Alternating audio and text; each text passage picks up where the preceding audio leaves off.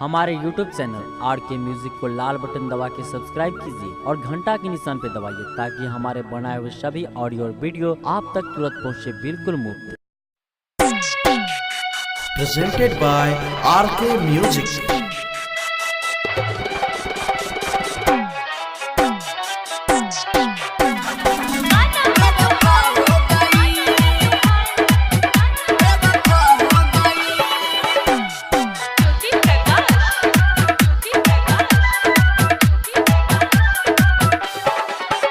College में प्यार किया था न कभी इनकार किया था, न कभी इनकार किया था।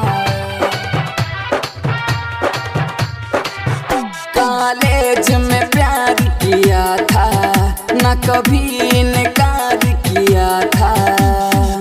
अब क्या गलती कर दी हमने वो खफा हो गई। ओ मेरी जाने मन बेवफा हो गई। ओ मेरी जाने मन बेवफा हो गई। ओ मेरी जाने मन, ओ मेरी जाने मन, ओ मेरी जाने मन बेवफा हो गई। ओ मेरी जाने मन बेवफा हो गई। मिक्स बाय सावन सुहाना, जीत रिकॉर्डिंग स्टूडियो सिवान।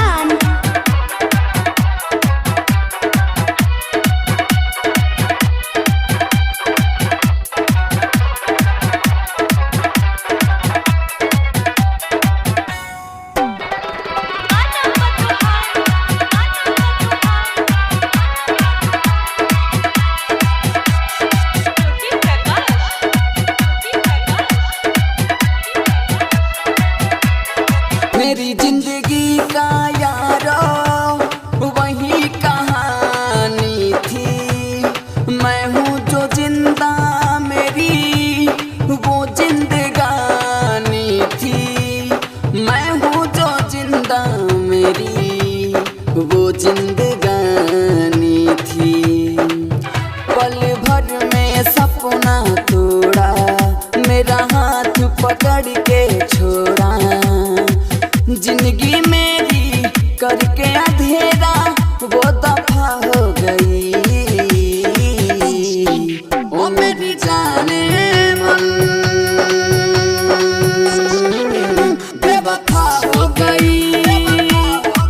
ओ मेरी जाने मन बेवफा हो गई।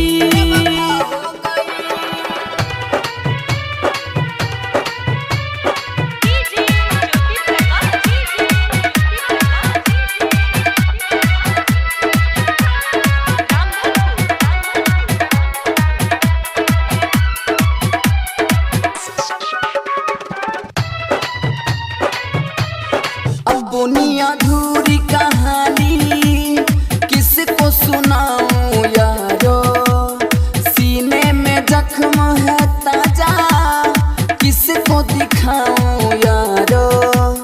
सीने में जख्म है ताजा, किसको दिखाऊं यारो। ये दिल तन्हा रहता है, आँखों से अश्क बहता है। सिंगर भी बिक कहता है यारो, प्यार सजा हो गई।